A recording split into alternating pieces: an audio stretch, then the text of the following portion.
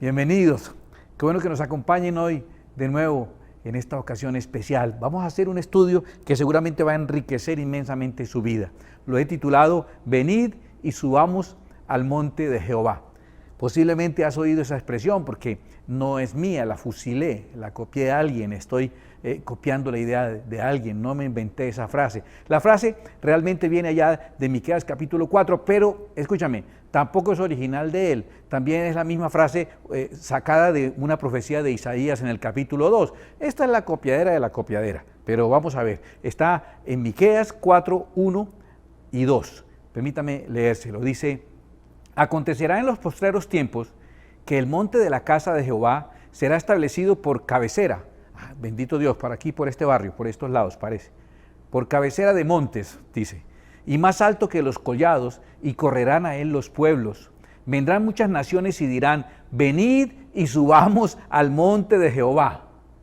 Es la frase que yo tomé. Y a la casa del Dios de Jacob. Mira qué promesa. Y nos enseñará en sus caminos y andaremos por sus veredas. Y luego dice algo en lo que quiero introducir hoy el estudio, y escuche lo que dice: porque de Sión saldrá la ley, hasta ahora bien, y de Jerusalén la palabra de Jehová. De Sión saldrá la ley. Recientemente estudiamos lo que estamos celebrando precisamente en esta ocasión, desde ayer a la caída del sol, el Shavuot, la entrega de la Torá, la entrega de la ley. ¿Fue en el monte Sión? ¿Fue en Jerusalén? Bien claro estudiamos que esa ley fue entregada en el monte Sinaí, también llamado Horeb. Entonces, ¿por qué está diciendo aquí tanto Miqueas, y está diciendo Isaías, y estoy diciendo yo? Lo que ahí dice, que de Sión saldrá la ley, y de Jerusalén la palabra de Jehová, y que desde Sión seremos enseñados en las veredas de Dios, y caminaremos en su senda, y que será ese monte cabeza de las naciones. Vamos a hacer montañismo esta noche, vamos a ir de monte en monte, vamos a hacer alpinismo y vamos a aprender una gran enseñanza acerca de lo que Dios quiere que hagamos y lo que tiene preparado para nuestras vidas si comprendemos este recorrido por los diferentes montes.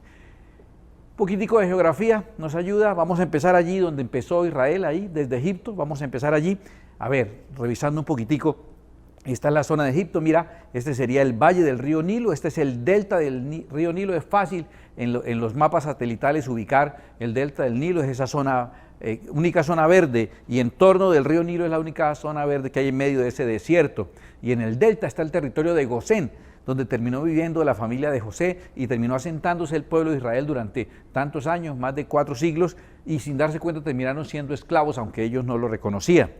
Y aquí tenemos, después que termina aquí esta parte del delta del Nilo, está esta península que se llama la península del Sinaí, y aquí en la parte sur de la península del Sinaí está el monte Sinaí, que tradicionalmente hemos ubicado aquí en esta parte de abajo de esa península. Aquí esto azul que ves abajo sería entonces el Mar Rojo, que aquí se divide como 2 orejitas de conejo. ¿Sí ves? Aquí por este lado el Golfo de Suez o Canal de Suez actualmente, y aquí este otro lado un golfo que sería el Golfo de Acaba.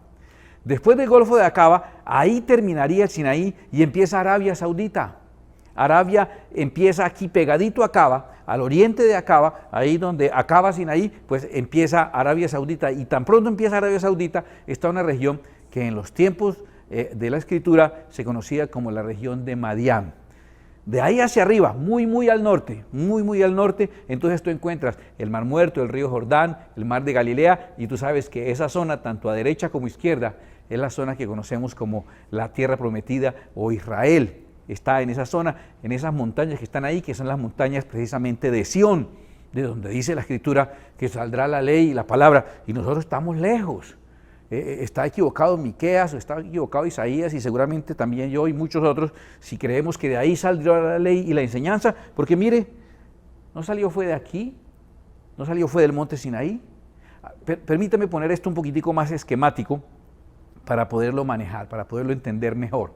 Y además de ponerlo más esquemático, borremos los nombres que ya los tenemos claros, dónde empieza y termina cada cosa, y empecemos nuestro recorrido montañero, pues, o por lo menos montañés. Vamos por montaña en montaña, por monte en monte, encontrando hasta por qué dice que es de allá de Sión que va a salir la ley y la enseñanza. Empecemos. ¿Dónde estaba el pueblo de Israel? ¿Dónde inicia su periplo, su recorrido? Israel inicia allí en Egipto. ¿Qué montañas ahí si esa zona no es famosa por tener montañas altas? En unas montañas artificiales. Claro, las pirámides. ¿Qué son las pirámides? El equivalente de lo que pasaba al otro lado, en la Mesopotamia, allá en Caldea, donde siendo territorios tan montañosos, buscaban la parte alta de las montañas y las montañas para adorar a sus dioses en su paganismo, en su idolatría. Igual Egipto. Esas montañas artificiales o montañas construidas por hombres eran en adoración y en homenaje a sus dioses, a las deidades que en ocasiones eran los mismos humanos faraones a quienes ellos les daban carácter de Dios. Ahí estaba Israel, conviviendo, ese linaje que Dios escogió, conviviendo ahí en ese paganismo, en esa mundanalidad, en ese pecado. En una zona más o menos buena, no estaban tan mal porque Gosén era lo menos malo de toda la región, pero esclavos de toda manera. Por eso dice la Escritura, cualquiera que hace pecado, esclavo es del pecado y el esclavo no queda para siempre, en esclavitud. Entonces urge el primer movimiento, salir de las primeras montañas, las montañas falsas, las montañas de mentiras, las montañas del engaño y del pecado. Hay que salir de esa zona que es la zona de esclavitud, hay que salir. Y entonces Israel sale y hace su recorrido hasta donde nosotros hemos entendido, al monte Gebel Musá. Gebel Musá significa el monte de Moisés, así se conoce tradicionalmente con ese nombre, al sur de la península del Sinaí. Entonces está el monte que hasta ahora hemos creído o se ha enseñado, habrá un par de décadas, se ha enseñado que ese era el monte Sinaí. ¿Por qué se ha enseñado que el monte Sinaí está ubicado ahí? Es fácil explicarlo. La mamá de Constantino, quien funda la religión romana universal, el emperador Constantino, que después de una visión en unas letras en latín, in hoc sit vincis, con este signo vencerás, venció en una batalla que tenía casi perdida, se convierte al cristianismo, impone el cristianismo como la religión oficial. Su mamá se hace muy devota y empieza a dedicarse, la señora Helena, conocida en la historia como Santa Helena, empieza a tratar de ubicar todos los lugares trascendentes e importantes de las Escrituras. Y es esta señora, con la ayuda de sus colaboradores y con su modista y el cocinero y el chofer y todas estas personas, quien empieza a tratar de ubicar, gracias a que tenía en las noches unos sueños, y sus sueños le permitían también saber dónde estaban ubicados los principales lugares de eventos trascendentes en la vida cristiana. Entonces a Helena o a Santa Helena le debemos la ubicación del Santo Sepulcro, del lugar de la Natividad y de cada uno de los lugares que no están demostrados arqueológicamente. La gran mayoría están demostrados tradicionalmente por Santa Helena. Entonces en ese monte Gebel Musá o el monte Sinaí, en su parte baja se ha construido el monasterio, se ha construido hace muchos siglos, se construyó el monasterio de Santa Catalina en homenaje o en reconocimiento que ese es el monte sagrado donde fue dada la ley. No sé si le quedaron bien las ubicaciones a Santa Helena. Yo sé que le quedan muy bien los turrones, las ubicaciones no sé. Este es un chiste para paisas. Los turrones de Santa Helena le quedan deliciosos. Las ubicaciones hoy están muy cuestionadas, están sumamente cuestionadas. ¿No? La tradición la ha impuesto y la ha aceptado, pero hoy está sumamente cuestionado y hoy está considerándose, digo hoy, pero estoy hablándote desde los años 90 en adelante, está considerándose este monte, el Gebel el-Lov, ese monte como el verdadero monte Sinaí por muchísimas razones, no tradicionales, sino básicamente históricas, arqueológicas y sociológicas. En el sector, los beduinos que ocupan ese sector conocen este monte con el nombre de el Monte de Moisés. Y ellos entienden que ese nombre lo tiene porque fue el lugar donde se dio la ley. Curiosamente, esa escritura, ese nombre, sin la Z, es la forma en que en inglés se dice ley y se llama de esa manera. Puede ser simplemente coincidencia, pero hay un montón de documentos arqueológicos que demuestran que coincidencia no es.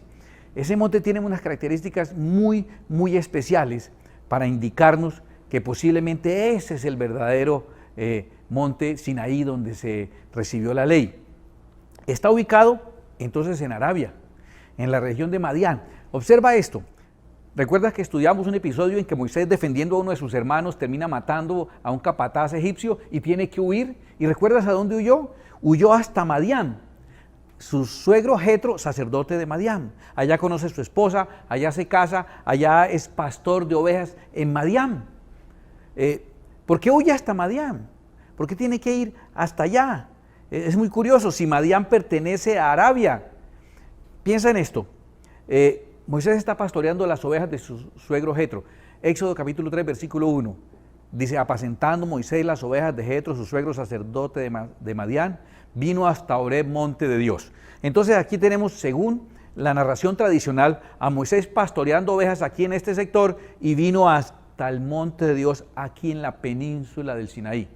O sea, Moisés tuvo que hacer un recorrido sumamente largo por la parte de arriba, o las ovejas pasaron el Mar Rojo aquí en el Golfo de Acaba, los rebaños de ovejas. O el monte Horeb y monte de Dios, el Sinaí, pues no quedaba tal vez ahí, sino ahí, el Sinaí ahí. Entonces parece que ese lugar está más acorde con la narración de la Escritura de que Moisés llegó hasta el monte de Dios. Ahí en Madián, en Arabia, sí. Pues si están equivocados todos estos y los investigadores que en los últimos años están asignándole a este lugar la ubicación del monte de Sión, también estaría equivocado el apóstol Pablo, porque en Gálatas 4:25 el apóstol Pablo dice, porque Agar es el monte Sinaí en Arabia. Él está hablando de cómo corresponde a Jerusalén en cuanto a esclavitud, pero a la Jerusalén celestial, los hijos de la Jerusalén celestial son libres, mientras que los hijos de la Jerusalén terrenal son esclavos, y empieza diciendo, porque Agar es el monte Sinaí en Arabia, dice el apóstol Pablo. Entonces, si está en Arabia, no puede quedar a este lado del Golfo de Acaba, entre otras cosas por una razón muy lógica. Mira esto, en los tiempos escriturales, y hoy día, la península del Sinaí hace parte de Egipto.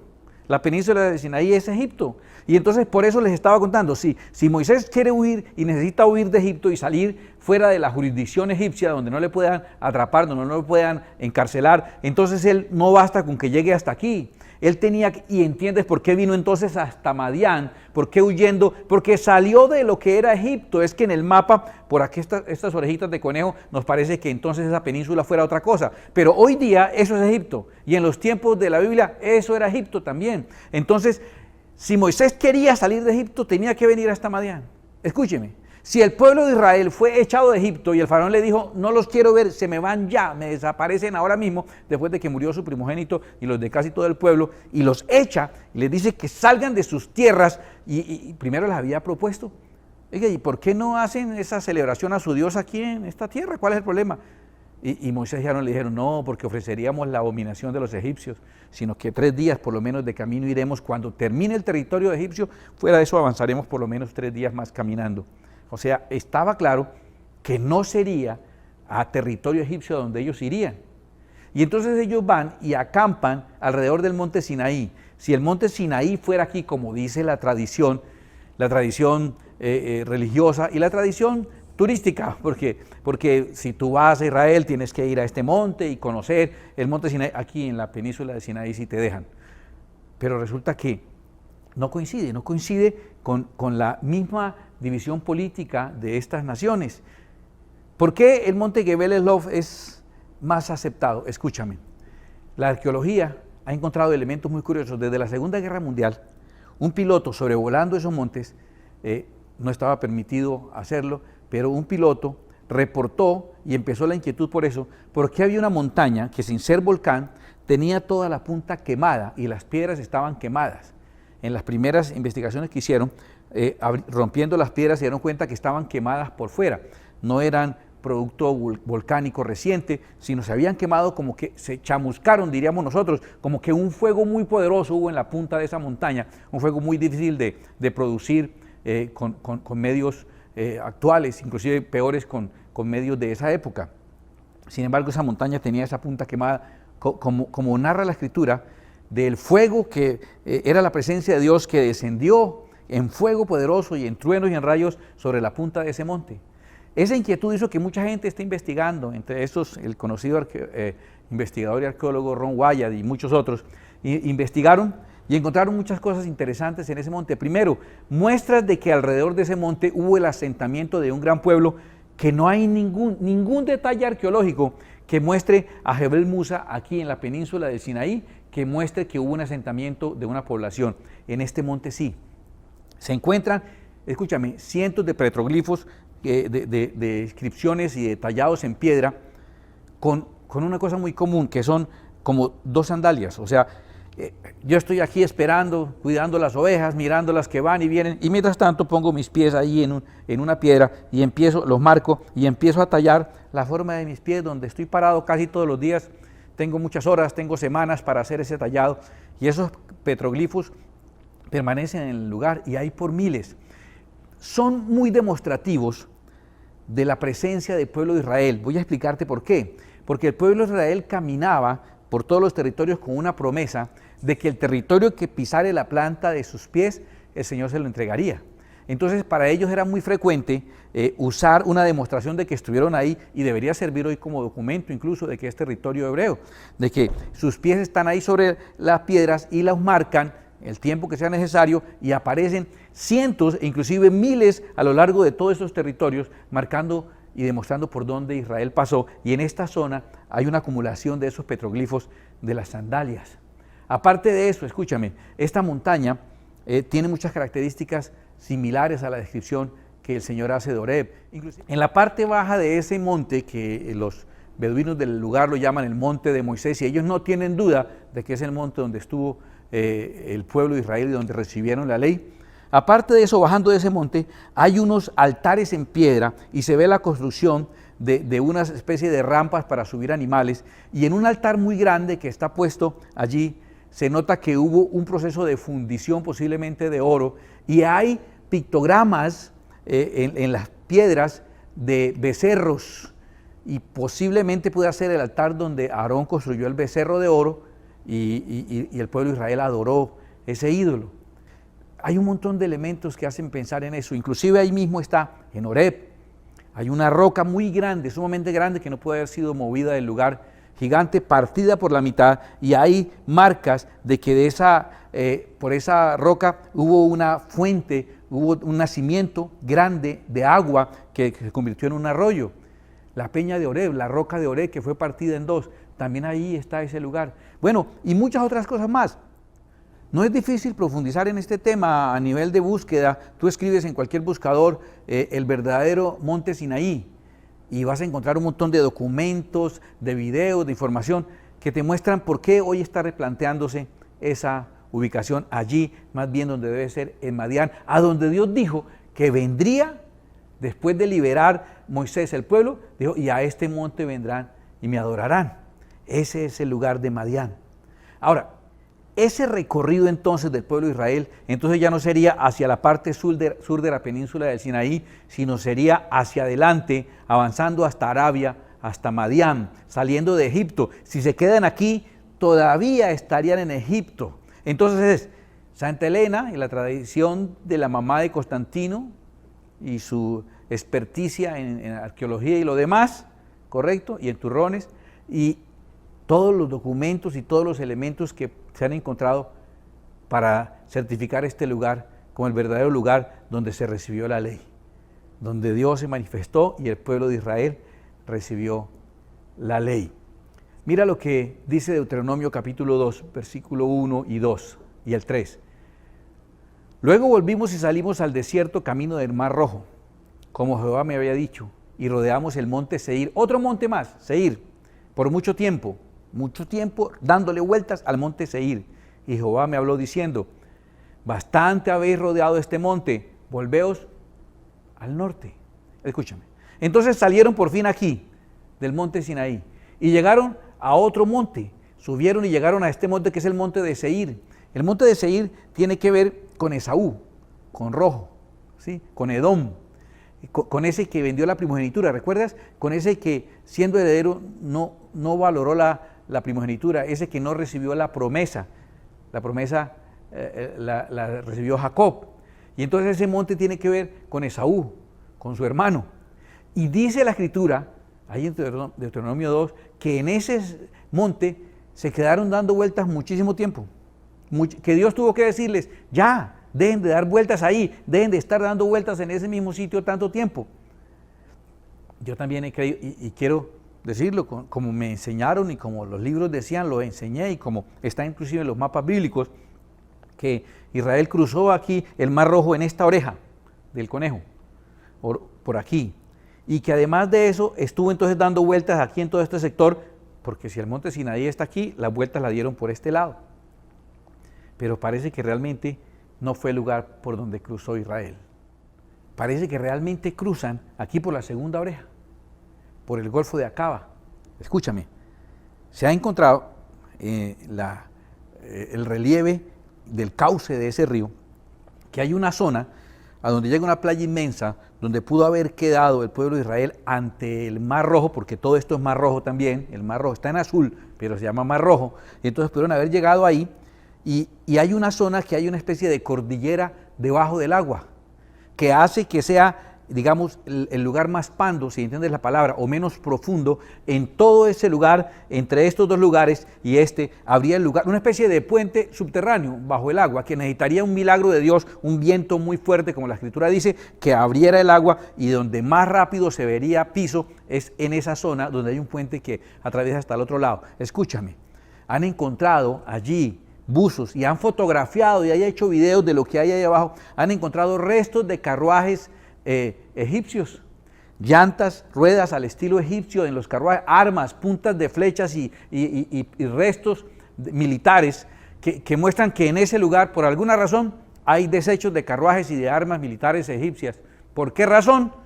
Pues nadie las entendería, solo nosotros que conocemos la palabra del Señor, que por ahí fue que Israel cruzó. Llega entonces al verdadero monte Sinaí, allí en Madián, y ahora suben al monte de Seir y se quedan dando vueltas.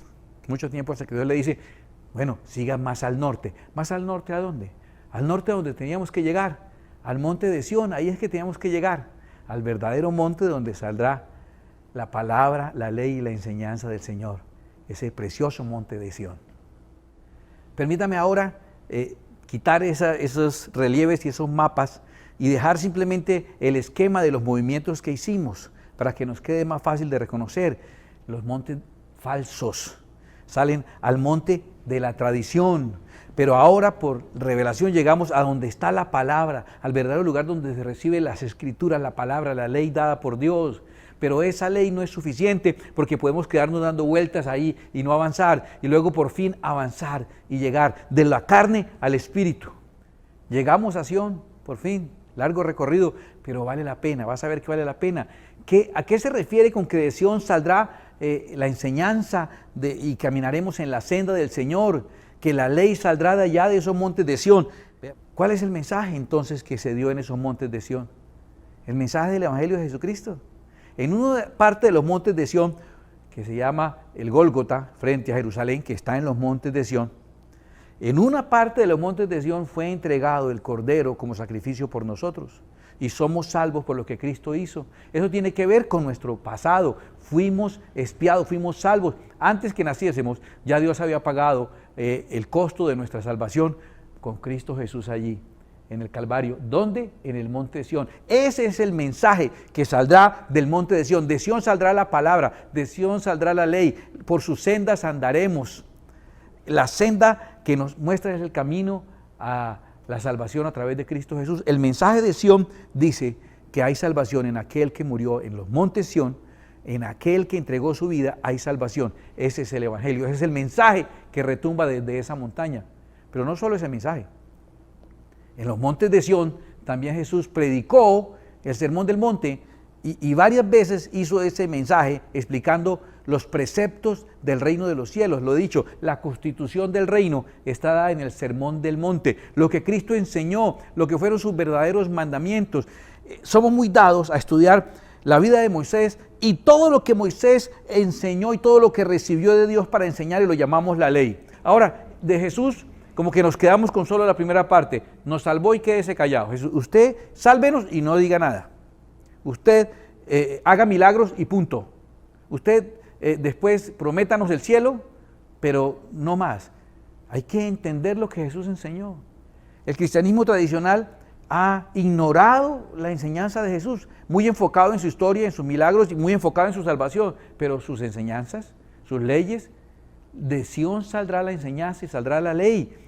Mira que en el credo de los apóstoles, que es un credo reconocido desde recién fundada la Iglesia Católica, se habla la mayoría lo conocen, dice: creo en Dios Padre Todopoderoso, Creador del cielo y de la tierra, y en Jesucristo, su único Hijo, nuestro Señor, que fue concebido por obra y gracia del Espíritu Santo. Mire, nació de Santa María Virgen, y luego dice: padeció bajo el poder de Poncio Pilato. Mire, en este renglón nació y en este murió. Y en la mitad de los dos renglones, ¿qué? O sea, Jesús nació y luego murió. Y fue crucificado, muerto, sepultado, descendió a los infiernos y al tercer día resucitó. Y entre su nacimiento en esta tierra y su muerte en esta tierra, aquí habla todo lo que hizo después. Dice que está sentado a la diestra de Dios Padre Todopoderoso, desde allí vendrá a juzgar a los vivos y los muertos, etcétera, etcétera, etcétera. Pero entre nació y murió no hay nada, o sea, no enseñó Jesús. No nos dio una ley, Moisés nos dio una ley, pero Jesús no nos dio una ley. Está esa ley aquí, en el mensaje que enseña desde Sion, los mandamientos de Cristo, que estamos estudiando incluso en los devocionales. Esa es la ley de Cristo, que ignoramos, que no nos preocupa mucho, que nos interesa su salvación y sus milagros y su promesa de algún día ir al cielo. Y su ley, de Sion saldrá la ley, y la ley salió a través de Cristo Jesús. Nuestro pasado es que Cristo nos salvó.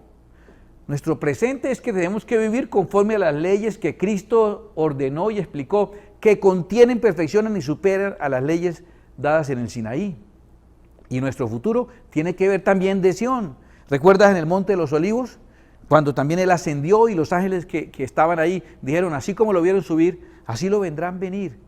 Y la promesa de establecer su reino final, permanente y eterno, del cual nosotros haremos parte, tiene que ver también con los montes de Sion. De Sion ha salido la palabra y la enseñanza. Escúchame, si tú crees que debes vivir conforme a lo que enseña Egipto, las falsas montañas, los falsos montes, estás camino a la perdición. Ahí solamente hay esclavitud y condenación. Allí no está, de ahí no saldrá la ley por la cual debes vivir. Esas leyes egipcias no son tus leyes. Estas leyes de la tradición, a los que les importa más la tradición que cualquier cosa, pues cumplirán esas leyes que se enseñen por tradición y que la enseñen personas que tienen autoridad debido a la tradición. La ley que Dios reveló, la reveló aquí. La ley escrita, su palabra, esa es la ley del Señor. Tú conoces las Escrituras y entonces ya eres libre de la esclavitud del pecado y también eres libre de la esclavitud de la tradición, y ahora conoces la palabra del Señor. Pero cuidado, porque a veces si te quedas leyendo la palabra de Dios en la carne, vas a estar repitiendo, repasando, recorriendo religiosamente una misma ruta sin avanzar. Y hay que subir a lo espiritual y llegar a donde está lo verdadero. ¿Cuáles son? Dime, después de esta clase, ¿cuáles son las leyes que nos gobiernan a nosotros? ¿Cuál es el estilo de vida que nos interesa? De Sion saldrá su palabra y la ley del Señor de Jerusalén. Él nos enseñará sus caminos y por sus sendas andaremos. Este es el camino trazado. Somos cristianos porque seguimos a Cristo. Somos cristianos porque la obra y la ley que pesa sobre nosotros es la ley de nuestro Señor. Aquí está nuestro pasado, Él nos salvó. La salvación de Cristo se encarga de nuestro pasado. De nuestro presente, la ley de Cristo. La ley de Cristo es la que nos dice cómo debemos vivir, y de nuestro futuro, las promesas de Cristo Jesús. Anhelo que este mensaje haya llegado a tu corazón y que el Espíritu Santo lo confirme. En un momento en que nuestra doctrina y nuestra fe está siendo atacada desde diferentes ángulos, desde los ángulos del pecado, diciendo que debe desaparecer las religiones, el concepto egipcio de las montañas falsas, de estilos de vida creados por hombres, como las pirámides, montañas de mentiras, atacan la iglesia. La iglesia también la atacan desde la tradición, diciendo que nosotros estamos engañando y que la verdad es la verdad que han enseñado por mucho tiempo personas basadas en tradición. Y la iglesia es atacada ahora también por los que se basan en la ley del Sinaí, diciendo que tenemos que regresar. Acuérdate, hacia adelante es ganar, pero hacia atrás es perder, es retroceder. Y entonces la iglesia también es atacada, y en el último tiempo será atacada por esos que dice la Escritura, que se dicen ser judíos y no lo son. Atacando a la iglesia, que la iglesia debe ir a los preceptos o de Egipto, o a los preceptos de la tradición de Santa Elena, o a los preceptos del monte Sinaí, de la ley escrita en tablas. Cuando tenemos muy claro cuáles son los preceptos que a nosotros nos cubren. ¿Quién fue el que murió en la cruz por ti? ¿En dónde está puesta tu confianza? ¿Quién es tu Salvador? Ese que es tu Salvador, ese es tu Señor. Y la ley de Él es la ley que debes obedecer. Yo creo que el Espíritu completará lo que definitivamente ni yo ni cualquier humano puede poner en tu corazón. Oremos, por favor.